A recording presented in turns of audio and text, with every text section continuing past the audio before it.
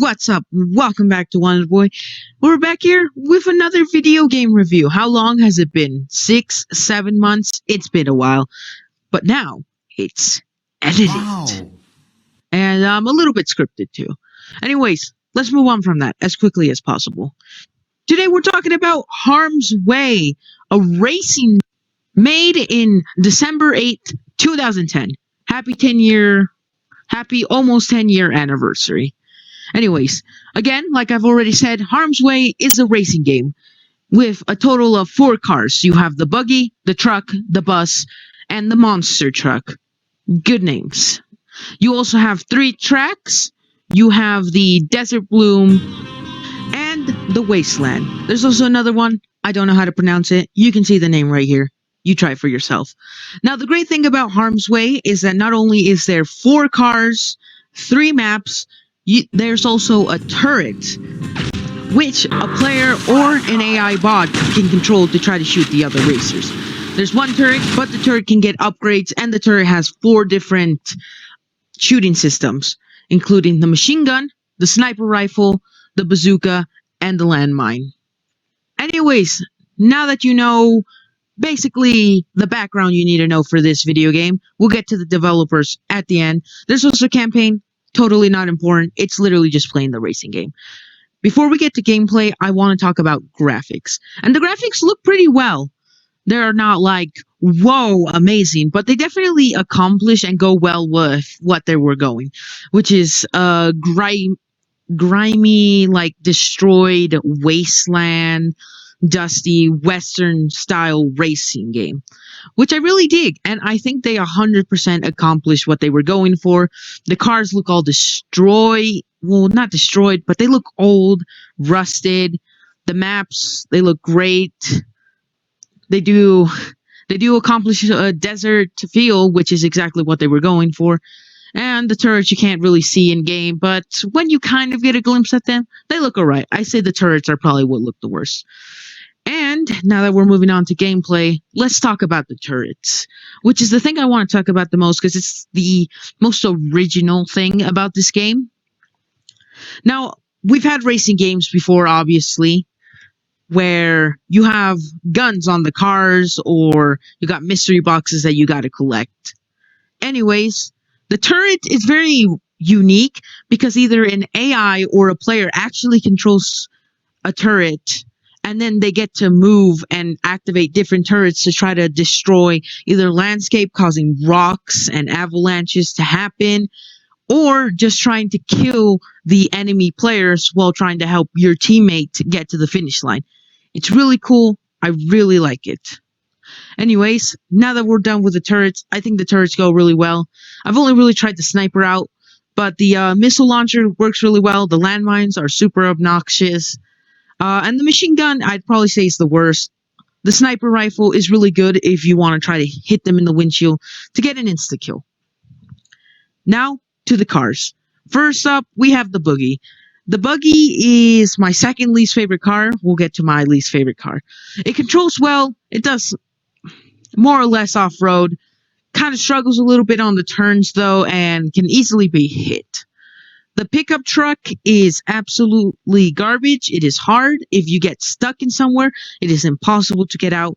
It is slow, barely movable, and it struggles with the drifts. The bus is pretty good. It drives pretty well. You go pretty fast. You turn. The only problem I say is if you get stuck, it is pretty hard to get out because you have to click reverse, and it wastes a lot of time. Now, there's the monster truck, the best one out of all of them. It drifts pretty nice. It goes at a good speed. It's pretty easy to take out of an area. And it's just really good, really bouncy. When you go up ramps and stuff, it just goes well, if you know what I'm saying. There's also power-ups around the map, which I kind of forgot to mention. They're not that important. You got nitro. It boosts you.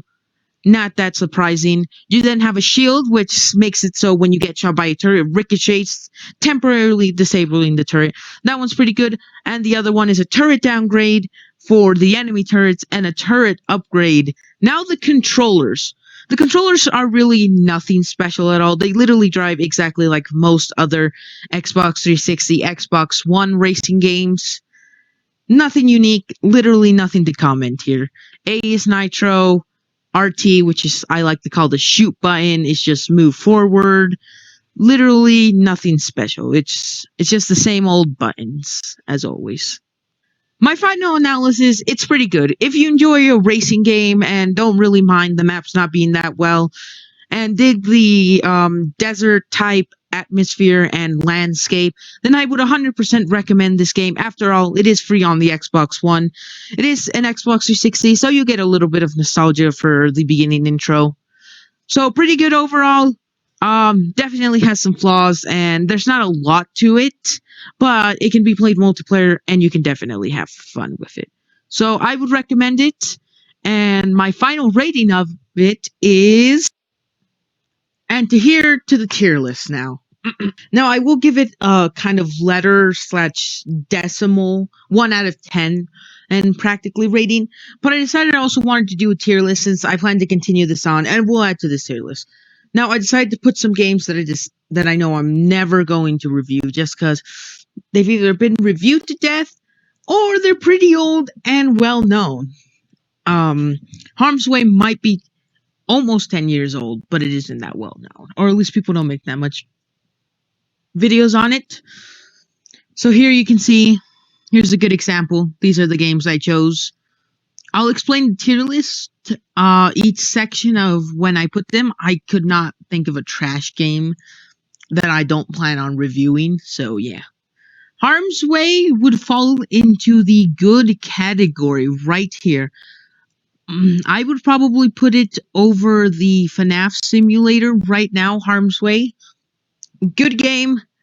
So here, Almost God is practically 11 out of 10. This is 10 out of 10, and this is practically 9 out of 10. This tends to be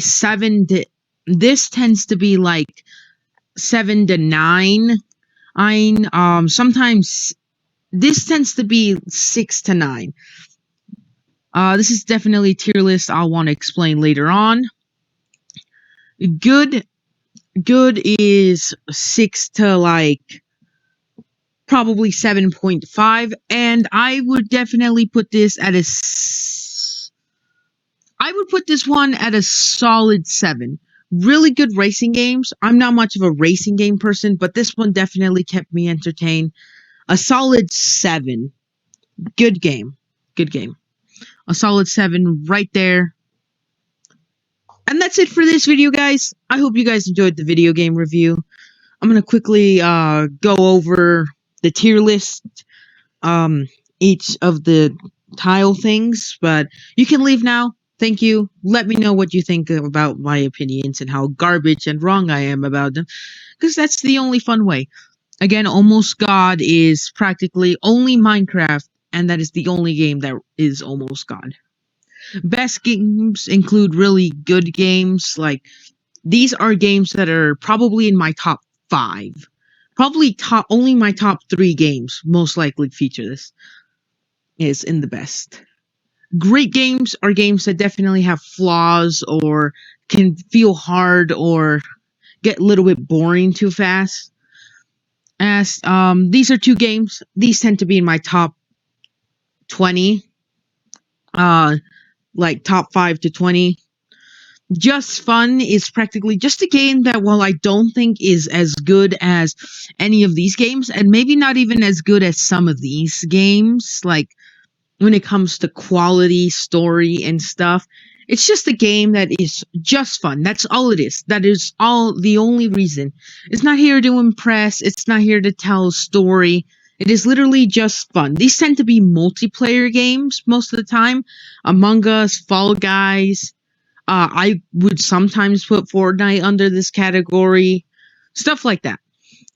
Again, a good game is a good game. It's a game you're like, yeah, this is good. I would play it. I'd be willing to beat its campaign.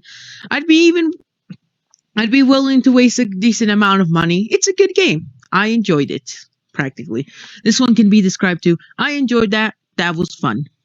An alright game is a game that you don't hate, but definitely has problems or just kind of makes you angry all the time, or causes problem. Like Hello Neighbor to me, I enjoy the game. I think it's an alright game.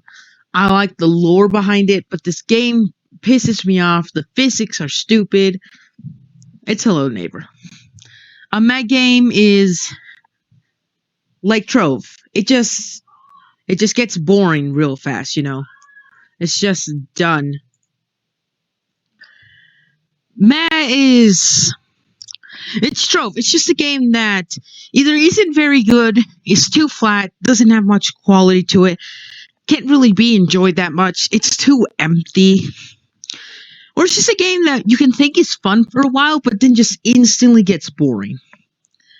Which is Trove. Trove is fun for like the first 2, maybe 3 months if you don't overplay it. And that's about it. After that, it's just boring.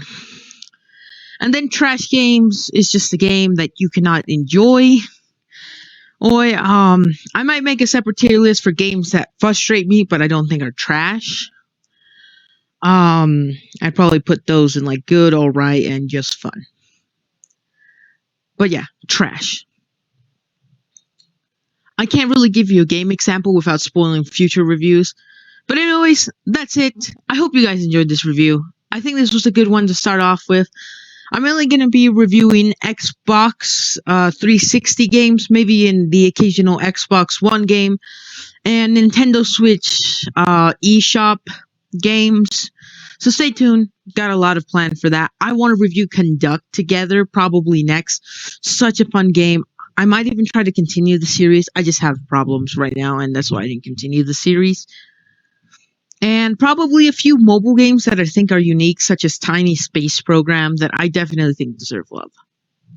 Anyways, guys, I hope you guys enjoyed the video, and I hope to see y'all the next time. Good.